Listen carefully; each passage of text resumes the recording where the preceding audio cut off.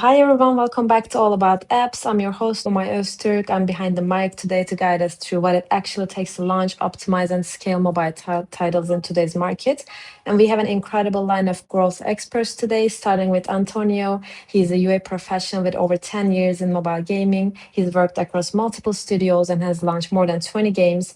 Right now, it's Sparkling Society, the home of the City Island series with over 200 million downloads. He runs paid UA across all major platforms and works closely with creative analytics teams. Antonio, welcome to the show.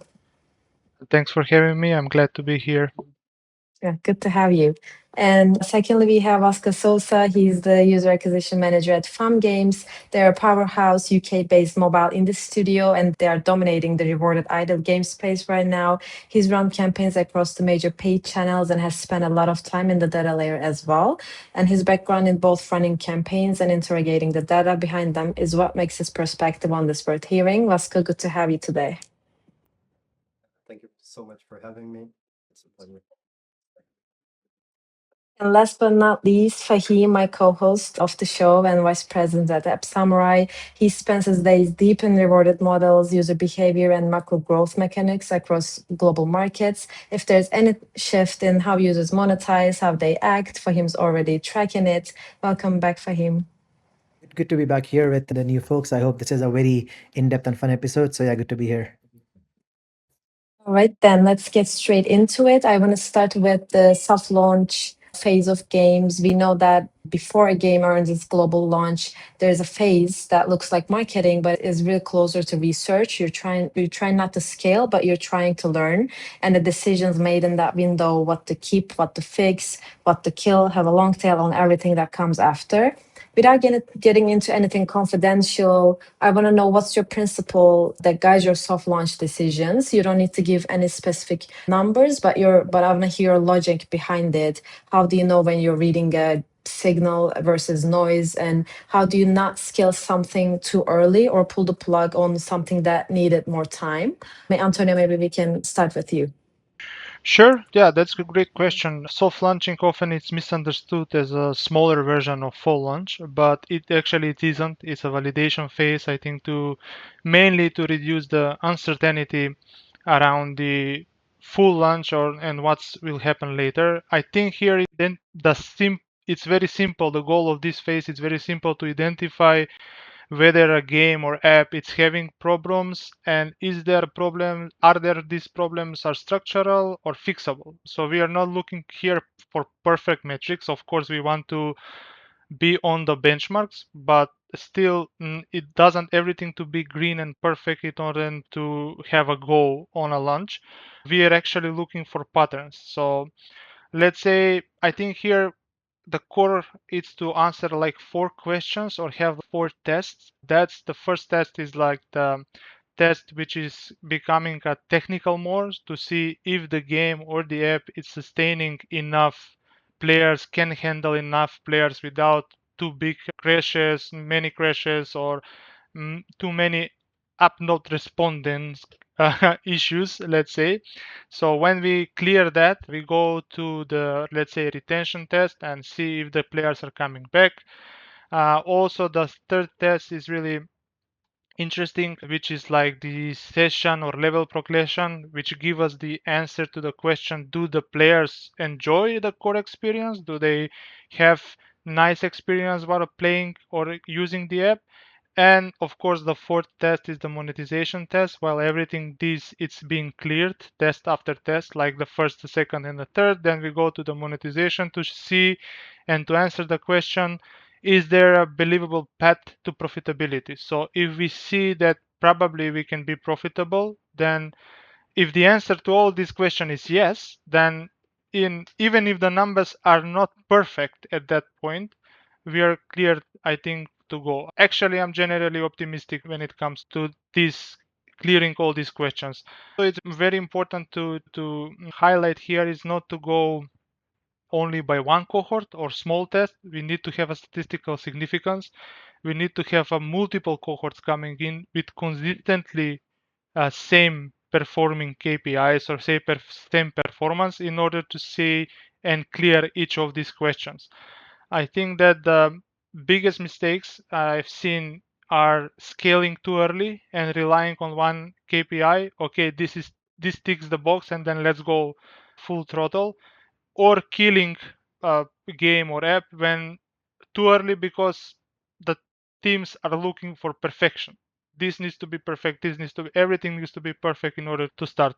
Which essentially, I think, in the soft launch, it's more about, as I said, to identify is there a core problems and fixable problems. If there are more core problems, for example, if retention is weak because the players are not understanding the core loop, that's potentially fixable. But if players understand the game perfectly and still leave, that's a much bigger concern than just fixing the retention. And then similarly with the monetization, if it's weak but the engagement is strong, that's fixable. But the engagement itself is low, then the monetization it's good. It's more, let's say, difficult to be fixed. Well, I like hearing your optimism because I heard scenarios where people were really confident in their ideas, but because they couldn't get that perfect metric, that perfect benchmark, they would kill the project and maybe think about it later on. Should I have done it better, or what could I have done it differently? So it's good to hear that there are parts that you can actually fix, and not nothing is Exactly. So perfect. I don't want to be misunderstood, but there you have to be close to the benchmarks or at the benchmark, but it shouldn't be perfectly towards the benchmark. So it can Mhm. be around that, and then you can try and work and fix the benchmark KPI that probably the others in the jarn are experiencing, unless there is no possibility that you will be better at some point. Of course, you can be very disciplined about marketing, UA, and everything, but you have to reach those benchmarks at some point. And if they are close to be reachable, then it's better to keep going into full launch than kill the game into the soft launch. Yeah, Vasco, what's your take? I would definitely agree with Antonio here. I would separate it between a tech launch and a soft launch because in a tech launch, you're not really looking so much on the user acquisition perspective. You're just trying to fix the game, right? So when we get to the more user acquisition perspective, what we're really trying to understand is whether the relationship between the CPI, the retention, and monetization is likely to produce an LTV that is above the cost of acquiring said user. So with this in mind, the job of the UA manager is really trying to understand. And when I say trying to understand, I really mean this because you also don't know, you don't have any benchmark, you don't have any cohorts that you can go and use as a basis. You really are trying to understand whether we can acquire users in a profitable, repeated, and meaningful scale. So, in this sense, what we're trying to understand is okay, is this the question is not so much is this campaign profitable, is more based on what we know about these users, when should it become profitable, and how confident are we in this prediction? Yeah, so So profit is not. profit is not. No, by any means, I'm not looking at ROAS as 100% in this part. It can only come a few months later. It's really about understanding, do the unit economics really work here or not? So you can clearly tell if a game has an average revenue per daily active user of 2 cents and you're paying a $3 CPI. With the decay of retention, probably you won't make this game profitable ever. So this will inform the game team and all of the production and go back to the drawing board. And if these metrics improve, then yes, we can run another test. And that's where there is also the synergy between UA and product teams. Thank you for that. And I want to continue with the next step. The game has launched, the soft launch data looks good, the global push went well, and now you're in the phase that actually consumes most of your time, which is the keep alive game growing and growing. And every week has its own results. And there's a version of like campaign management. We know that it's constant firefighting. One day you wake up, you see a channel underperform, maybe a creative doesn't perform well anymore, or a platform changed something overnight, and there's a version that is, of course, more disciplined in the way you work. I want to learn more about you. How does a normal week look like for you in your job? And Vasco, because you're doing something different at Fumb Games, you're rewarding players, but do you think this changed things from the UA standpoint? Does it lower your costs, or does it affect your retention? How does this unique model of Fumb Games affect your a normal week at your job as well? I will start by the second question. I think that Bitcoin is just a distinctive hook.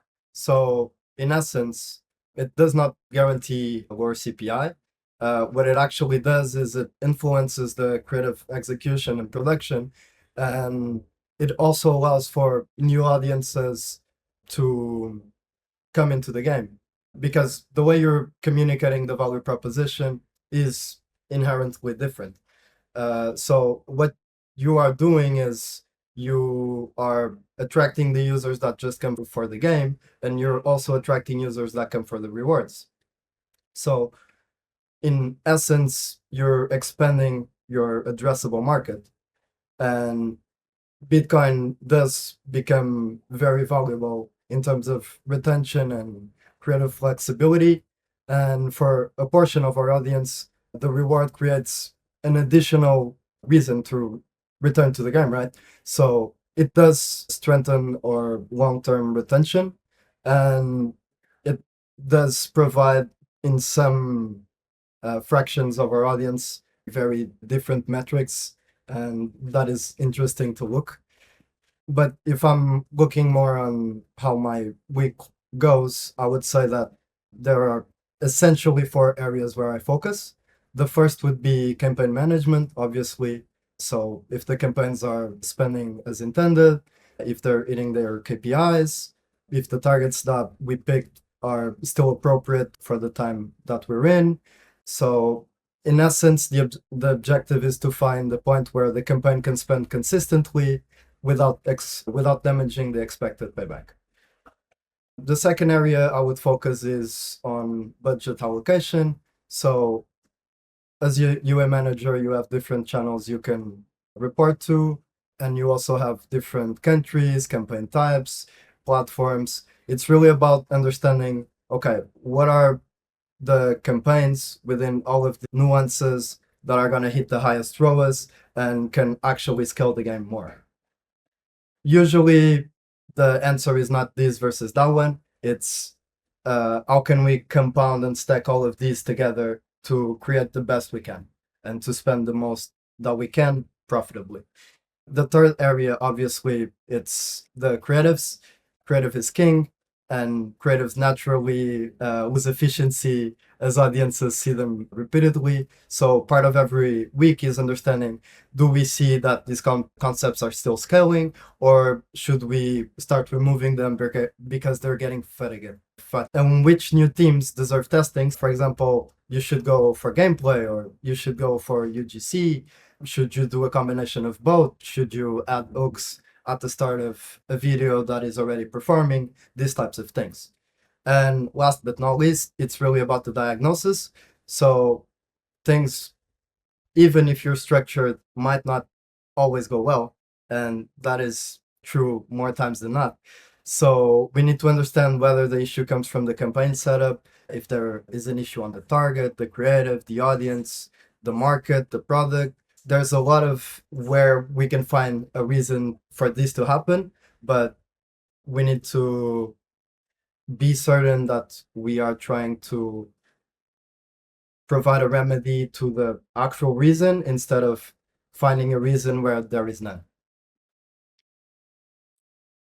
Like you said, you need to look at multiple factors at one time, and yeah, there's no single answer. But it was interesting to hear that Bitcoin side of things is affecting your long-term retention. And I want to turn to Antonia here, hearing how Fumb Games and Vasco utilizes this distinctive hook. How does a more traditional studio like Sparkling Society competes for user attention? How do you design campaigns that attract long-term, high-value players without offering a real cash or micro crypto payments? Yep. So we without this financial reward or hook, let's say we don't compete, we actually try to set expectation right and through relevance. That means that our campaigns mainly focus on authentic gameplay, progression systems. There is a lot of creative freedom. There is like long-term goals. There is like also emotional ownership of the city players of the cities that they have been built. So they are kind of attracted and attached to what they have built. So they invested themselves into that. So the most for us actually looking at these rewarded incentives sometimes can um, dropped our the CPI or we actually try to increase the LTV, but also we still look for players who enjoy the game long term, like 90, 180 days after they are into so the long term retention is something that we look after. That's how we try to attract, that's how we want to actually compete. Of course, we use a lot of our live ops and promotional contents around games that are now a must into the gaming. So I think the most important note here is that the product satisfaction is what determines the long-term value, but the product satisfaction comes from the expectations that we set as a product. I think that's how we structure that. Like you mentioned, more traditional, but actually we are quite modern. So we use everything that is being used currently in gaming, in our products, in our games. And I think that we want to stick to the relevance and to the what the audience is actually looking for into our game. So what the audience is expecting from a game like ours. When it comes to the day-to-day, let's say, operations, I think more or less we are all on the same activities as a UA managers nowadays. We do a lot, of course, performance analysis. When in the performance analysis comes the budget allocation, comes creative testing as well, and growth experimentation. We also try to utilize as much as possible AI in our workflows, but in order to help us, not to create for us, in order to increase our efficiency. We try to use that in our day-to-day management. So mainly around reporting and around creative testing and production. So yeah, we are definitely continuously reviewing cohort quality. We look for creative fatigue. We always have a creative testing pipeline ready. If some creative is starting to get fatigued, then we have a variation of it or we have a new concept to test. I think the creative velocity nowadays is something that a lot of the algorithms behind are supporting with their newest updates. So they want to bring to the users, to the end user, new type of new creatives that will be actually very attractive for them to watch, not only the first seconds but also the later. They want to increase the watch time. So I think that having a mainly around this couple of 3 or 4 topics, let's say performance analysis, creative testing.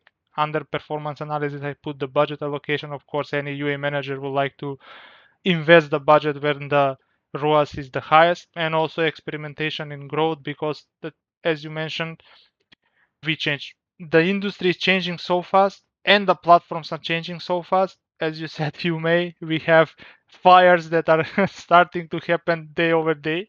And then of course we are reviewing everything, even if everything is set up correctly, but we then review, is it the signal okay, is it the conversions are flowing, is it product related, is it platform related, and so on. So I think, yeah, those are the areas that we cover in working day to day, let's say. Yeah, thank you. And I wanna, on the budget allocation side of things, which are one of the most talked topics in the UA ecosystem, and I wanna mention a model that's been gaining more traction lately, which is rewarded user acquisition. We know that UA costs in general are rising and the platforms are getting more competitive. And I want to ask, what's actually driving that shift in the rewarded area? Is it the user quality? Is it the measurement? Is it the cost efficiency or something else? And from where each of you sit, what does that growing adoption actually look like on the ground? And Faheem, I want to give the word to you. Mayan, as you mentioned, the industry has seen quite a shift of things as well. And rewarded is something that has grown a lot in the past year and a half. Back in the day, it was like maybe 10-15% of your UA split. Right now, it's all the way up to 60-70% with Playtika and all investing heavily in that. The idea was to move it from a secondary budget line to more like a core channel because, of course, everybody does the Meta, Google, Apple, and Mintegral, of course. And then rewarded works in parallel to that. Just like how in a soft launch you look at multiple different cohorts and how they respond differently, same thing with the UA channels as well. Every UA channel will have a certain set of users that behaves in a certain manner. As Antonio mentioned, they track users over a period of 90, 120, 180 days. Similarly, in the rewarding side, that curve might be a bit lower compared to these other channels. But the whole idea was back in the day, especially after the COVID times, users spent a lot of time on mobile and they were discovering new games by watching ads or downloading from the store, etc. And that's when the offer wall aspect came into play. You have a user audience that is already investing their time into games. So how about you give them a way to evaluate the games, see what a game is, how is it to be played, and how can they maximize their play and earn as a concept where the user would be rewarded for that amount of time that they spend inside the game. So this is what kind of shifted it. And right now you have over 80% of studios that have in some manner tried rewarded. Not everybody might have seen it as a success, of course. The idea of having the ability to guide the user through a certain checkpoint based, be it about level completions, be it about completing IAPs, or be it about even watching a rewarded ad. Those kind of aspects is what kind of made this into a big giant ball, especially because when on the iOS side of things with the Apple ATT opt-ins down to maybe what 12-14% as of recent numbers, the idea where a user would actually by their own intent agree to terms and conditions, go through the offers and actually come in a position where they have a bunch of different hyper casual mid-core puzzle that they could just download and play is what kind of made it into this unique aspect. Plus a lot of these different audience started to explore the games as well. So not just users that were looking at rewarded games, but even an e-commerce app that has some sort of loyalty was in a position where they had an audience that wanted to do quick tasks, right? And these tasks ended up being hyper casual games. So complete 5 levels, get certain coins, convert that coin, and basically go into the ecosystem of that e-commerce app as well. Now this reward does work, but it doesn't work at all journeys of the flow. Especially we spoke of soft launch as well. Now when an app doesn't have its metrics set, rewarded is not a channel they should start off with. Of course, to be very honest, app lovin is a good place to start off with until you learn about your retention rate, until you learn about your ROAS metrics. Only then should you introduce the rewarded channel, because other than that it would give you a cohort of users that might give you the idea that hey, everything is working perfectly fine and you are good to go all in. But as Antonio and Vasco both mentioned, these early signals can often be very manipulative. Hence, you should be very careful on when you inject the rewarded offer walls as a way for the audience and genre to grow. And it works worldwide, right? US, UK, Germany, Japan, Korea. At the end of the day, it is where everybody is seeing a lot of value both on iOS and Android. And with all of these AI adaptation into place, the ability to customize rewards per user. Every user, depending on their history, sees a unique set of rewards depending on their completion rates, completion times. The rewards get updated, the rewarding structure, the event orders change, etc. So again, with all these ease of being able to dynamically read data and pitch a certain aspect to the user is something that is helping a lot in reward. And hence for the year of 26 and 27, ideally this will keep on growing just as it has been for the past couple of years. Great. Vasco, I saw you agreeing with some of the things Fahim said, so I want to hear your take on the rewarded side of things. I think the most important here is really okay, these major advertising platforms become more competitive. So it does become harder to increase your spend without raising the CPI or reducing the quality of the next users acquired, right? And obviously, I'm not talking soft launch, we're talking about a game that is already going through its normal journey. So rewarded channels really give teams access to another source of inventory and a different type of user journey, as Faheem was saying. And that's why I was agreeing with him. So I really think it's about the compound effect again. So it's about how many layers of UI platforms can you add into the game.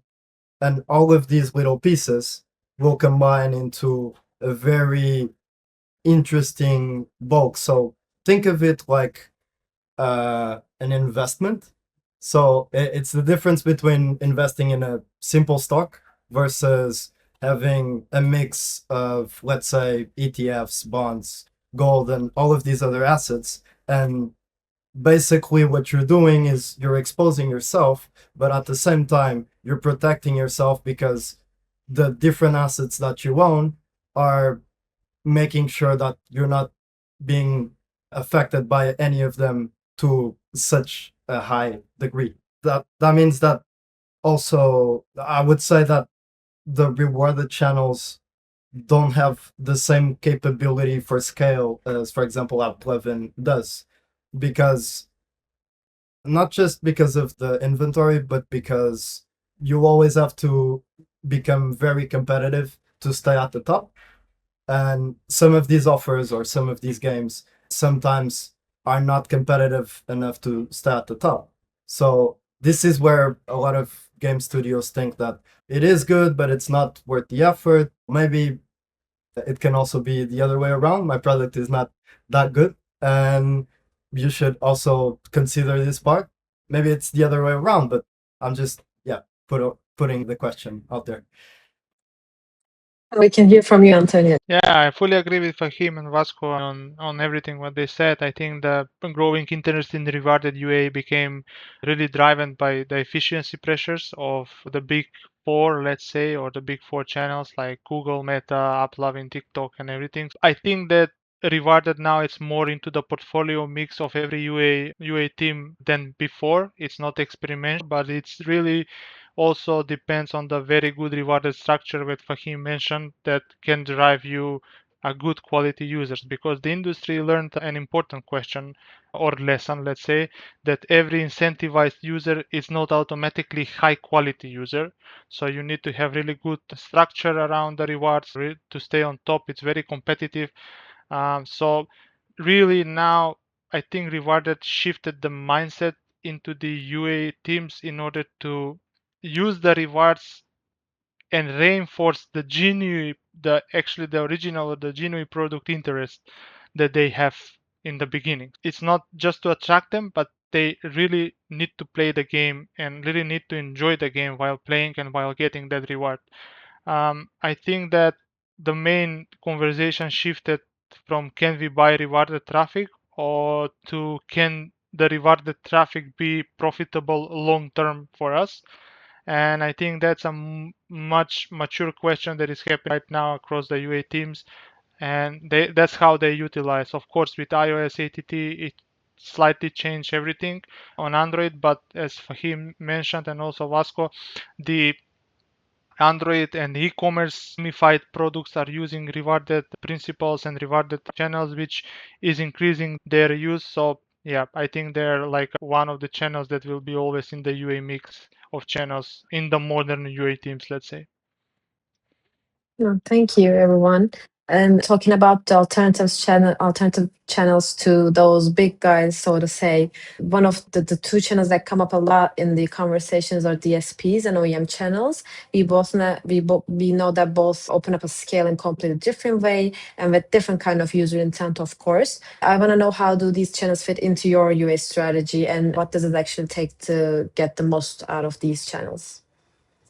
Yeah, specifically as both Antonia and Vasco mentioned, right? Eventually, these big four or big two or big three platforms, they hit the plateau, right?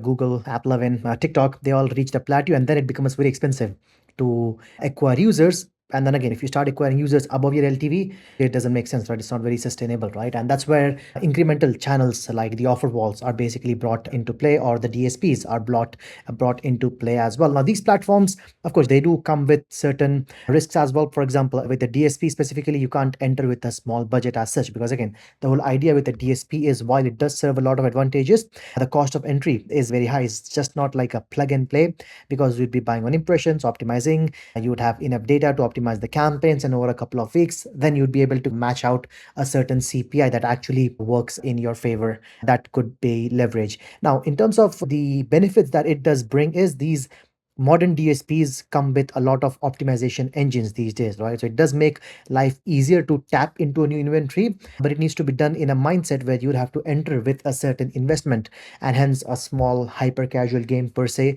that is quite new to the market might not be able to immediately enter the DSP space. Hence, as Antonio mentioned, it has to be step by step, right? You start off at somewhere, and once you start getting those numbers, once you have solid cash flow, once you're ready for a big investment, that's when you start diversifying the portfolio. And that's basically what scale means, right? Scale often means you burn money and you scale, and eventually you start breaking even, and then eventually you start getting profitable. So that's a very mindset that needs a lot of patience, I would say. But it doesn't mean that one channel is bad or the other is good. They all depends on what kind of game do you have. As Vasco mentioned, how good of a game do you have? Is your game actually compatible with all the different cohorts and audiences as well? Compared to an OEM channel, which is a bit underrated, especially in markets where Android penetration is really high. So Latin America, for example, right? A lot of European countries, Southeast Asia. Now, these are Android heavy markets where you can actually leverage these pre installed campaigns or recommendation engine campaigns where your game could be recommended to a user inside their keyboard, on their browser, on their -1 screen, etc. So that's where OEM is adding a lot of value. Now, a specific genre, specifically hyper casual games, are the kind of games that are yielding good results because these games often have limited LTV. It's not like a merge or a mid-core game that kind of breaks even on a 90th day. Rather, these games break even on 14 days, 21 days, depending on how the IA layer is set. But that's where hyper casual games, for example, are a very unique fit for OEM channels. We are running with clients like Tap Nation, etc. So, especially in tier 2, tier 3 markets where you have a massive audience, you are able to buy installs at quite a lower CPI and actually be able to break in on the ROAS. So that's why OEM does present a unique opportunity when it comes to this as well. And it also gives you this additional layer of going outside of the normal realm of Apple and Google. So that's when you would see DSP and OEM being in sync with each other as alternative channels to the big four, along with rewarded UA tech stack as well. Anybody want to add to that? Feel free. Sure, yeah, I think Fahim was quite clear on how I think I would just add on DSPs that they have had they are relying heavily on data besides the budget that he mentioned. So yeah, of course you need a budget, but also you need a good data quality, which means that you need to have a data team behind you that will help you at least good MMP integration that will help you with optimization discipline, and also you need to have good creative pipeline because they can actually consume a lot of creatives. They require a lot of active management because there is performance can vary between exchanges, placements, audience segments, and everything. So I do see them as a part of the UA mix, but at the later phases, and maybe when, of course, when the game is more mature in different life cycle. When it comes to the OEM channels, I think they are particularly interesting because they are operate closer to device itself, and it can offer a scale, and also the device setup. It's quite interesting in terms of what other pre-installed apps will be there and how my app will distinguish between those apps. So there's like a lot of questions that need to be asked, but also they're quite good at the scale, and they have, of course, limited LTV users, as Fahim mentioned. Those recommendations are also can help, but sometimes the intent it's what the user is looking after. So sometimes that can be helpful and sometimes can be distractful, for example. However, I do think that if you want scale with a cheap CPI, probably it's something that you can utilize in these tier 2 or 3 markets, as Fahim mentioned. I wouldn't go the same direction as you guys. I think I should talk about, for example, why creative still matters here. So, for example, on OEM placements, we may be required to have assets designed for store discovery or device native surfaces.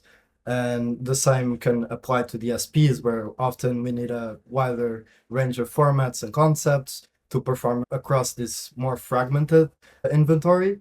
But I think the most important caveat is, does the UA team have the bandwidth to actually embrace these challenges?